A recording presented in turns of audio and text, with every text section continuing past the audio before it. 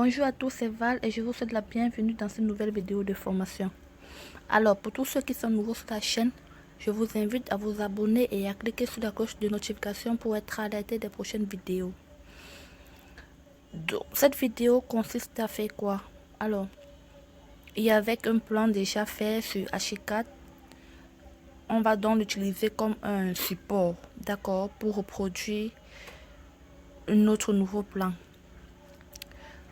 Déjà, je vous invite à bien remarquer les commandes et les outils de dessin que j'utilise. Les plus fréquents, notamment en outil de dessin, on a l'outil Line. Ça, c'est le plus fréquent, oui. L'outil Line.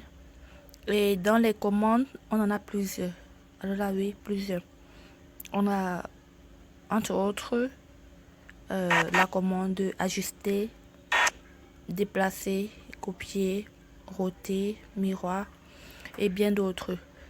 Bon, dans les vidéos ultérieures, on fera une formation là-dessus. Donc, on fera une vidéo bien plus détaillée sur les différentes commandes. Parce que là, vous deviez vraiment les maîtriser leur utilité, leur mode d'utilisation. Par ailleurs, je laisserai en description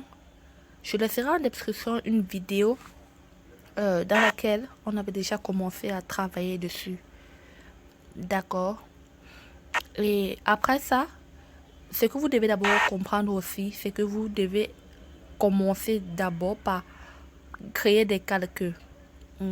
Si vous voulez représenter peut-être des murs, c'est le calque mur que vous allez utiliser. Si vous voulez dessiner une fenêtre, c'est le calque fenêtre que vous allez utiliser.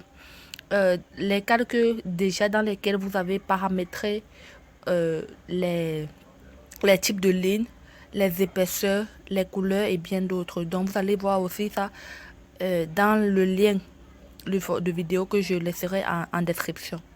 Ne manquez pas de regarder. Bien, les calques vous permettent de regrouper chaque ensemble d'éléments. D'accord. Et vous pouvez faire des modifications individuellement sur chacun de ces éléments-là, sans pouvoir affecter les autres.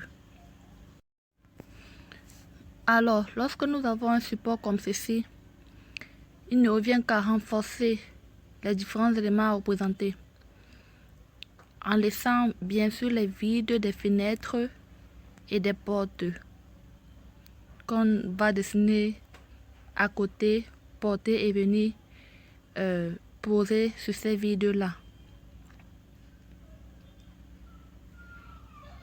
Alors, tout ce qu'il vous reste à faire, comme je disais tantôt, c'est de maîtriser effectivement les commandes et les outils et ces outils de dessin là.